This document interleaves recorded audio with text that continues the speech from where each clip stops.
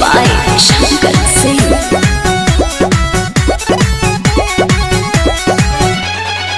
कादोनी गजुर मजुर फोनवे में बोलता डरता करे जाई मन हमर डोलता।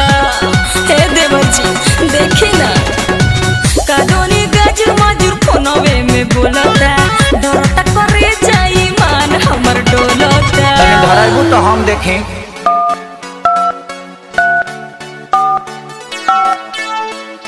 बिना ताम ते घर से बाहरी नत निकली भैंस दुही तो सैनिटाइजर लगाते दुही बिना दाबी लगाते घर से बाहरी मत निकली थोथुन मत न तो उठा ले जाई जो भी धराई तबे लागे दादा हो सब पीटोल में धइले बा। इसी सितम सब काम मोबाइल में कइले बा सरकारी चलाइले बा। इसी सितम सब काम मोबाइल में कइले बा सरकारी चलाइले बा।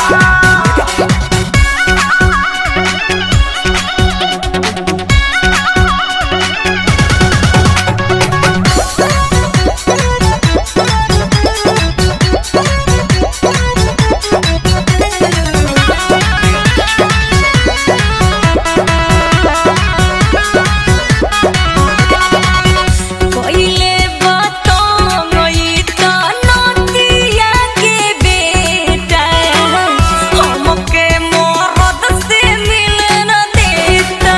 हे देवरू हमके मरद से मिलन देता। एकरा के तू तो नाही गाड़ी भौजी तहरे खाती बोल बही ना बेमारी भौजी। एक बार आउ लगाइबू।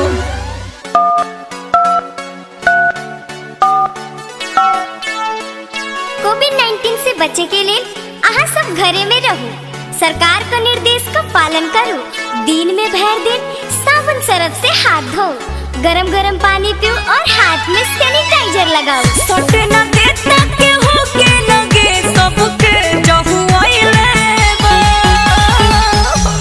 इसी सितम सब काम मोबाइल में कइले बा सरकारी चलाइले बा। इसी सितम सब काम मोबाइल में कइले बा सरकारी चलाइले बा।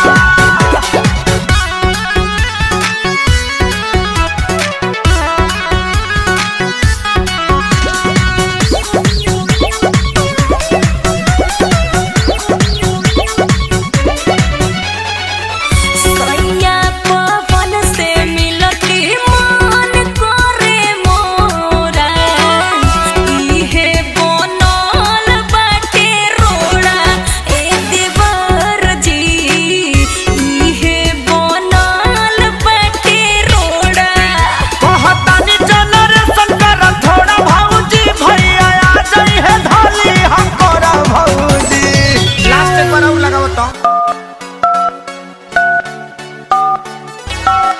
উড়ি বাবা কোভিড-19 থাকে বাঁচা জনে নিজে বাড়ির থাকুন না হলে গন্ডগোল হয়ে যাবে নিজেকে সাফ রাখুন এইখানে বিনা কাম के ना আসবো নাই তো পুলিশ ধাসবো থথুন মত না তো উঠা ले দাই